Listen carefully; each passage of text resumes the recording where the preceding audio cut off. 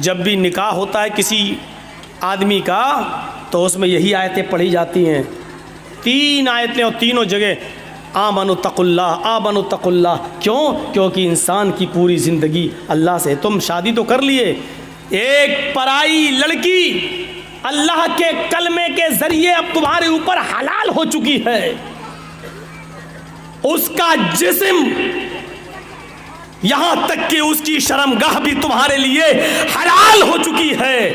اب ہر معاملے میں پوری زندگی اس کے ساتھ تمہیں رہنا ہے، تمہاری پوری زندگی تقوی کے ساتھ گزرنی چاہیے، اللہ کے ڈر کے ساتھ گزرنی چاہیے۔ ایک باپ نے اپنے لختے جگر کو 15 16 18 20 سال تک پال پوس کر آپ کے سپرد کر دیا، اور اللہ کے کلمے کے ذریعے آپ نے اس کو اپنے اوپر حلال کر لیا۔ اب اس کی پوری زندگی کی ذمہ دار آپ ہیں۔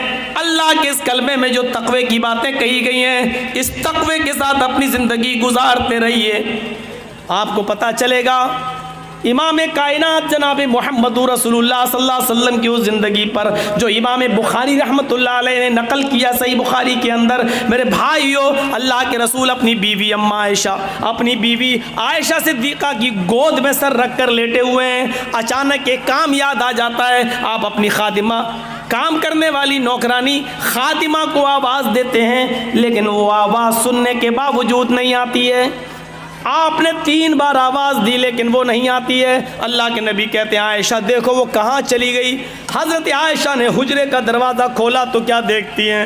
وہ تو باہر ہی بیٹھی ہوئی ہے خادمہ، اور چھوٹے سے بکری کے بچے کے ساتھ کھیل رہی ہے۔ یہ واقعہ سنا رہا ہوں آپ کو۔ اس واقعے کو سننے کے بعد بڑی سے بڑی گنڈا گردی کرنے والے اور بڑے سے بڑے کرمنل مزاج کے آدمی اپنی زندگی کے بارے میں ایک بار سوچیں گے ضرور کہ ہماری حیثیت کیا ہے۔ امام کائنات جناب محمد رسول اللہ کا یہ حال ہے تو ہم جو ایک دوسرے کی زمینوں پر جو ناجائز قبضے کیے بیٹھے ہیں، ایک دوسرے کے مال کو ناجائز طریقے سے قبضہ کیے بیٹھے ہوئے ہیں، ایک دوسرے پر ہم گنڈا گردی کر کے اس کی پراپرٹی زمین و جائیداد کو اپنے نام کیے ہوئے ہیں، ایک بار وہ سوچنے پر مجبور ضرور ہوں گے۔ چھوٹے سے بکری کے بچے کے ساتھ وہ لڑکی کھیل رہی ہے، وہ خادمہ کھیل رہی ہے۔ حضرت عائشہ نے کہا تمہیں محمد رسول اللہ نے 3 بار آواز دی، کیا تم نے نہیں سنا؟ اس نے کہا ہر بار سنا۔ اس زمانے کی لونڈیاں اور خادمائیں بھی کتنی سچی ہوا کرتی تھیں، اگر وہ چاہتی تو کہہ سکتی تھی نہیں میں نے آواز نہیں سنی۔ نہیں آواز تو سنیے، پھر تم کیوں نہیں آئی؟ کہ میں اس بکری کے بچے کے ساتھ کھیل رہی تھی اس لیے نہیں آئی۔ حضرت عائشہ نے اللہ کے نبی کو بتا دیا کہ اس نے آپ کی 3 بار آواز سن لی لیکن نہیں آئی۔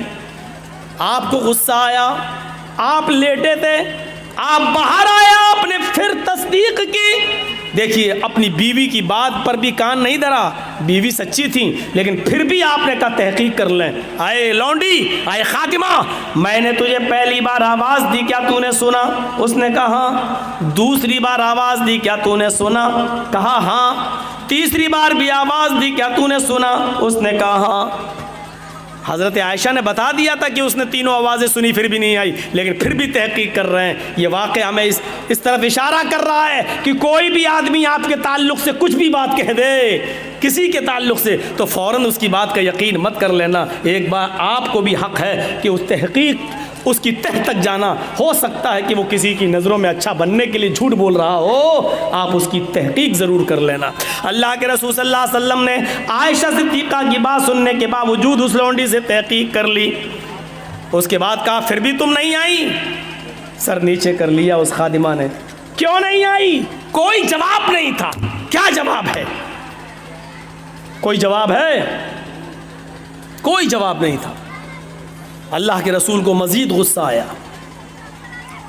بخاری شریف کی حدیث کے الفاظ تو یہ کہتے ہیں کہ آپ کی آنکھیں سرخ ہو گئیں غصے میں۔ ایک نہیں 3 بار آواز دی پھر بھی نہیں آئی۔ تو آپ کے کان میں جو مسواک لگی ہوئی تھی، مسواک رکھتے تھے، اذان کا ٹائم ہوا جلدی سے مسواک کی اور فوراً مسجد کے اندر داخل ہو گئے، تو وہ مسواک جو کان میں لگی ہوئی تھی آپ نے اس مسواک کو نکالا اور سنو لال بتھانی کے جوانوں، سنو گنج اس علاقے میں رہنے والوں سنو، برسوں سے گنڈا گردی کرتے ہوئے چلے آ رہے ہو، سنو، برسوں سے اپنی من موافق زندگی گزار رہے ہو، سنو۔ اللہ کے نبی صلی اللہ علیہ وسلم نے وہ مسواک ہاتھ میں لی اور اس لونڈی کی طرف تان لی، ایسے کر کے اس کی پیٹھ کی طرف لے گئے اور مارنا چاہا۔ ہاتھ اٹھایا، مسواک چھوٹی سی، کتنی لگتی اس سے، کتنی زور سے چوٹ لگ سکتی تھی، کچھ نہیں، مسواک اٹھا ایسے کیا، مارنا چاہا، ایسے کیا اور اس کی پیٹھ تک لے گئے لیکن مارا نہیں، وہی روک دیا، ایسے کیا بس، لیکن مارا نہیں۔ آنکھوں میں آنسو آ گئے اور یہیں سے واپس چلے اور اپنے حجرے میں آ گئے، کچھ نہیں کہا اس لونڈی سے۔ حضرت عائشہ صدیقہ کہتی ہیں اللہ کے رسول، آئے میرے شوہر، آئے میرے سرتاج، آپ نے تو مسواک نکال لی تھی، آپ اس کو سزا دینا چاہتے تھے، آپ اس کو مارنا چاہتے تھے، ایک مسواک ہی آپ مار رہے تھے، پھر کیا ہوا؟ اگر آپ اس کو ایسے ہی چھوڑیں گے تو سر پہ چڑھ جائے گی، پھر کیا بات؟ آپ اس کے مالک ہیں، وہ آپ کی خادمہ ہیں، کیا بات؟ آپ نے مسواک اس کی طرف تانی، پیٹھ تک لے گئے لیکن مارا نہیں، بلکہ الٹا آپ ہی رونے لگے اور واپس چلے آئے۔ فرمایا عائشہ چھوڑ دیجئے یہ دو ویدوں کے منتر اور رامائن اور گیتا کی، قرآن و حدیث سنیے اور اپنی زندگی میں انقلاب پیدا کریے۔ کوئی ضروری نہیں ہے ویدوں کے منتر پڑھنے سے، شوق تو اچھا تو لگ سکتا ہے لیکن معاف کیجئے گا فائدہ کچھ نہیں ہوگا آپ کی زندگی میں، جو قرآن و حدیث سننے سے فائدہ ہوگا۔ اب بات ایسی چل رہی ہو اور وہاں لا کر ویدوں کے منتر گھسیڑ کر اپنی تقریر کو خراب نہیں کرنا چاہتے ہیں۔ سنیے عائشہ، مجھے غصہ آیا، میں نے مسواک لی اور میں نے مارنا چاہا، جیسی میں نے مسواک تان کر اس کی طرف اٹھائی اور مارنے کے لیے اس کی طرف بڑھایا، فوراً اللہ کے سامنے جواب دینے کا تصور میرے دماغ میں آ گیا۔ آئے محمد صلی اللہ علیہ وسلم، جتنی طاقت آپ کو اس لڑکی کی اوپر ہے، جتنی قدرت آپ اس لڑکی کی اوپر رکھتے ہیں، اس سے زیادہ قدرت اللہ رب العالمین آپ کی اوپر رکھتا ہے۔ میں نے سوچا کہ اس کو ایک لکڑی مار دوں، ایک مسواک کی ہلکی سی چوٹ اس کو مار دوں، لیکن میرے دل میں یہ تصور آیا، آئے محمد تم اس کو جو مار رہے ہو ایک ہی مسواک صحیح، لیکن کہیں ایک مسواک کا مارنا کہیں اس کی غلطی سے زیادہ نہ ہو جائے، اس نے اگر اتنی بڑی غلطی نہ کی ہو اور آپ نے اس کو ایک مسواک مار دی، اس کی غلطی سے زیادہ اگر یہ سزا ہو گئی تو کل قیامت کے دن آپ اپنے رب کو کیا جواب دیں گے؟ یہ وہ ہستی اللہ کے سامنے جواب دینے سے ڈر رہی ہے جس کے بارے میں کچھ کہا ہی نہیں جا سکتا۔ جنت میں ایک مقام ہے، مقام محمود، اور اللہ کے نبی فرماتے ہیں فرض جب بھی اذان ہو تو میرے لیے دعا مانگا کرو اور مقام محمود کا سوال کیا کرو، مجھے امید ہے کہ اللہ رب العالمین وہ کسی ایک بندے کو دے گا اور مجھے امید ہے کہ وہ مجھے دے گا۔ ذرا تصور کیجئے، یہ اس ہستی کا ڈر ہے۔